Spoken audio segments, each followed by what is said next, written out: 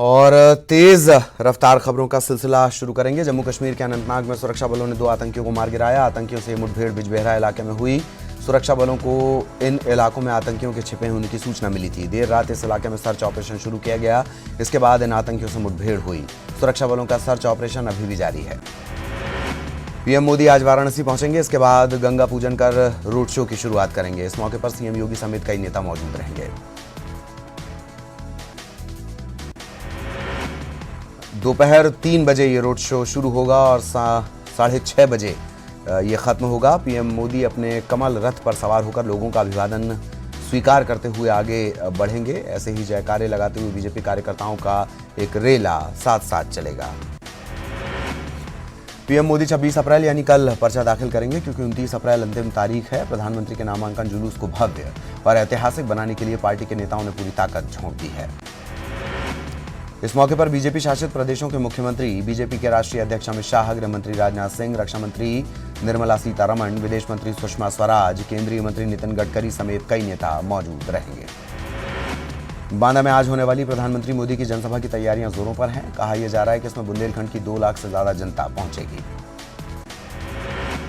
जौनपुर में स्वास्थ्य मंत्री सिद्धार्थनाथ सिंह ने मीडिया से बात करते हुए कहा कि अगर वाराणसी से प्रियंका चुनाव लड़ी तो 23 मई को उनकी जमानत जब्त हो जाएगी। एमपी में सीएम कमलनाथ का तूफानी चुनाव प्रचार जारी है। आज वो बालाघाट, सिवनी, नरसिंहपुर और जबलपुर में 4 जगहों पर चुनावी रैलियां करने वाले हैं। रात 8 बजे वो छिंदवाड़ा पहुंचेंगे। इससे पहले भोपाल में सीएम कमलनाथ ने चुनाव प्रचार किया है। कमलनाथ का फोकस महाकौशल वाली जबलपुर और बालाघाट सीट पर सबसे ज्यादा है। यही कारण है कि कांग्रेस के पक्ष में माहौल बनाने के लिए कमलनाथ लगातार बालाघाट और जबलपुर में तूफानी दौरा कर रहे हैं। प्रज्ञा ठाकुर आज सीहोर में चुनाव प्रचार करेंगी। सुबह 9:30 बजे से रात 8 बजे तक साध्वी का यह दौरा चलने वाला है। भोपाल सीट से कांग्रेस के प्रत्याशी दिग्विजय सिंह ने भोपाल लोकसभा सीट के तहत आने वाली सभी 8 विधानसभा सीटों के कार्यकर्ताओं के साथ बैठक ली है। दिग्विजय सिंह ने बूथवार पार्टी के दिग्गज नेताओं को तैनात करने के लिए कहा है।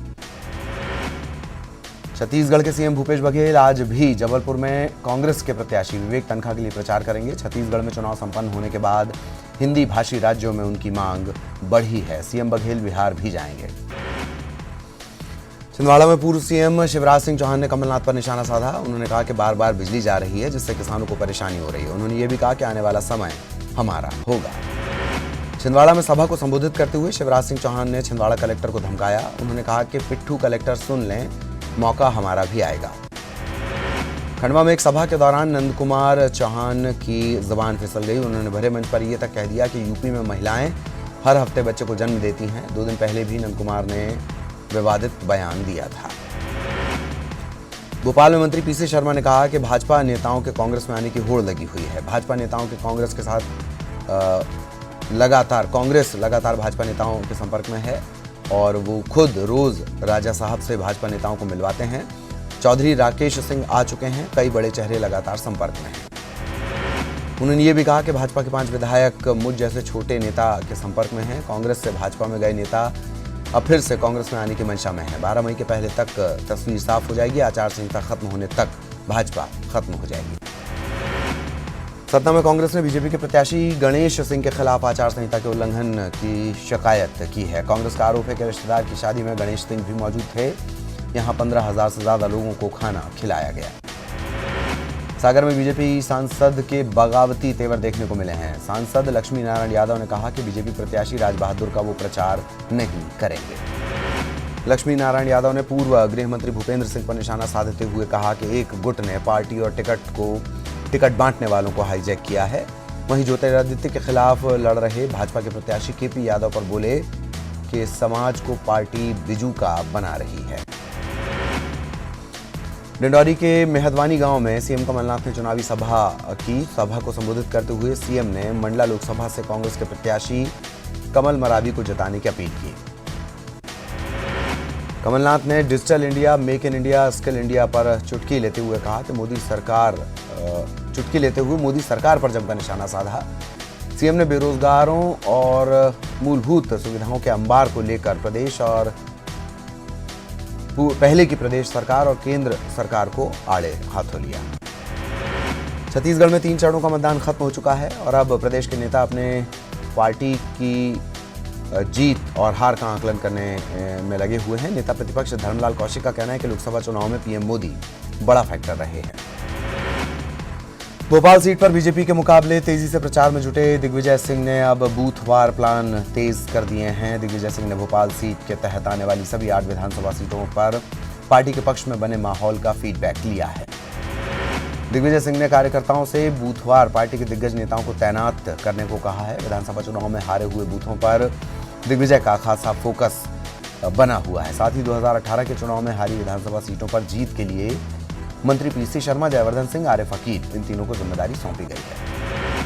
छत्तीसगढ़ के मुख्यमंत्री भूपेश बघेल ने मध्य प्रदेश के जबलपुर में चुनावी सभा को संबोधित किया और कांग्रेस के प्रत्याशी विवेक तनखा को जिताने की अपील लोगों से की।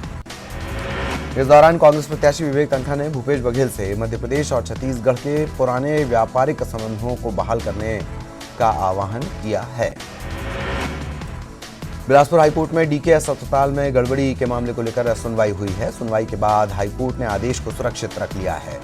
कभी भी इस मामले में फैसला आ सकता है। एफआईआर में पुनीत गुप्ता के द्वारा गड़बड़ी का जिक्र नहीं किया गया है। उपकरणों की खरीदी भी टेंडर प्रक्रिया के तहत की गई है। आपको बता दें कि पुनीत गुप्ता पर 50 करोड़ की गड़बड़ी का आरोप लगा है।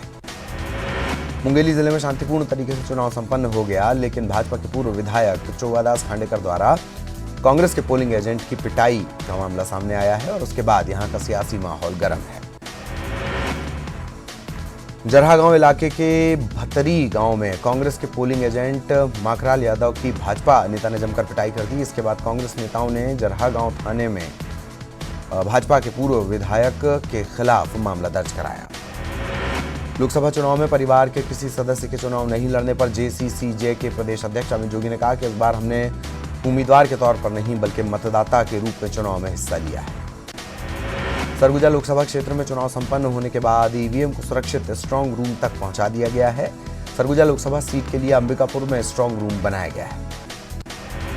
भोपाल में आलोक संजर का नामांकन रद्द कर दिया गया। बता दें कि बीजेपी के डमी कैंडिडेट के तौर पर आलोक संजर ने नामांकन दाखिल किया था और प्रज्ञा को बीजेपी ने अधिकृत उम्मीदवार बनाया है।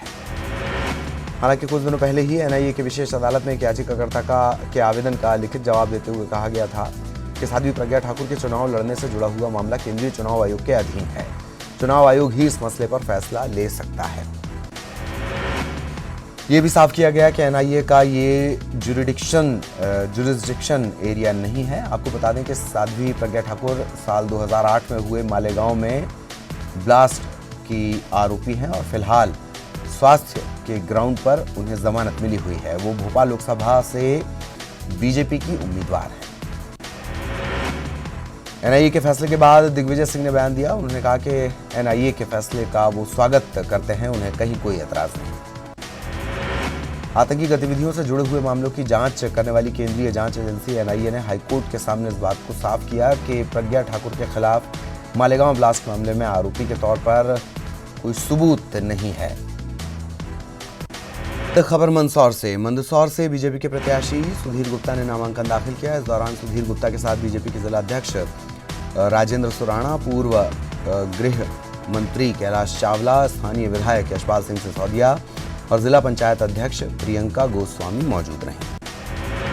बताया जा रहा है कि सुधीर गुप्ता ने शुभ मुहूर्त में नामांकन दाखिल किया है। 29 अप्रैल को सुधीर गुप्ता पार्टी के बड़े नेताओं की मौजूदगी में फिर से नामांकन दाखिल करेंगे। इस दौरान रैली भी निकाली जाएगी। कमलनाथ ने प्रदेश में हो रही बिजली की समस्या पर कहा कि बिजली को लेकर समस्या है नहीं, समस्या बनाई जा रही है। कुछ लोग बिजली के तार काट रहे हैं, शॉर्ट सर्किट कर रहे हैं, फिर भी हालात पर नजर बनी हुई है। इस मामले में कार्रवाई भी की गई है। भोपाल में सीएम कमलनाथ ने बीजेपी पर फिर निशाना साधते हुए कहा कि साध्वी को टिकट देकर बीजेपी ने धार्मिक विवाद खड़ा करने की कोशिश की है। कमलनाथ ने बीजेपी को दिवालिया तक कह डाला। कमलनाथ ने कहा कि भोपाल सीट से बीजेपी प्रत्याशी प्रज्ञा सिंह को सुरक्षा दी गई है। सुरक्षा में कोई लापरवाही नहीं बरती जाएगी। कांग्रेस प्रत्याशी दिग्विजय सिंह हर रोज नए इलाके में लोगों से विकास के नाम पर समर्थन मांग रहे हैं। दिग्विजय सिंह ने सूरजनगर में लोगों से समर्थन मांगा, किसानों के लिए वेयर हाउस बनाने की बात कही है। दिग्विजय सिंह ने भोपाल सिटी को ग्लोबल सिटी बनाने का भी वादा किया है। साध्वी प्रज्ञा सिंह ठाकुर को मैदान में उतारने पर दिग्विजय सिंह ने कहा कि भाजपा ने चुनाव जीतने के लिए प्रत्याशी को मैदान में नहीं उतारा, बल्कि माहौल बिगाड़ने के लिए मैदान में उतारा है। रीवा में विदेश मंत्री सुषमा स्वराज ने चुनावी प्रचार किया। उन्होंने कहा कि आप कमल का बटन दबाएंगे तो जनार्दन सांसद बन जाएंगे और नरेंद्र मोदी प्रधानमंत्री। उन्होंने जनार्दन मिश्रा को घुमंतू सांसद कहते हुए उनकी तारीफ भी की। उन्होंने ये भी कहा कि लोकसभा का वोट देने से पहले 3 मुद्दों पर सरकार पर रखना चाहिए। लोकतंत्र में जवाबदेही का सिद्धांत सबसे बड़ा सिद्धांत होता है। पहला मुद्दा है कि राष्ट्रीय सुरक्षा स्तर पर सरकार क्या काम कर रही है, क्या काम किया है। दूसरा, देश के विकास पर सरकार ने क्या काम किया। और तीसरा, लोक कल्याण के स्तर पर सरकार कैसी रही। राजगढ़ में भाजपा के राष्ट्रीय उपाध्यक्ष प्रभात झा और विनय सहस्त्रबुद्धे अचानक हेलीकॉप्टर से पहुंचे और होटल संस्कृति में राजगढ़ जिले के भाजपा के वरिष्ठ जनों की एक मीटिंग बुलाई गई। वहीं भाजपा की इस मीटिंग में सिर्फ 15 लोग पहुंचे। सूत्रों से मिली जानकारी के मुताबिक भाजपा से राजगढ़ के प्रत्याशी रोडमल नागर के लगातार हो रहे विरोध को देखते हुए भाजपा के राष्ट्रीय उपाध्यक्ष प्रभात झा अचानक राजगढ़ पहुंचे। उन्होंने अचानक भाजपा के राजगढ़ जिले के वरिष्ठ जनों को बुलाकर चर्चा की। राजनांदगांव में चुनावी बागडोर संभालने वाले मंत्री मोहम्मद अकबर तकरीबन 1 महीने बाद रायपुर लौटे। रायपुर लौटने पर उन्होंने न्यूज़ 18 से बातचीत की। न केवल अपनी दिनचर्या के बारे में बताया, बल्कि चुनावी गणित के बारे में भी जानकारी दी।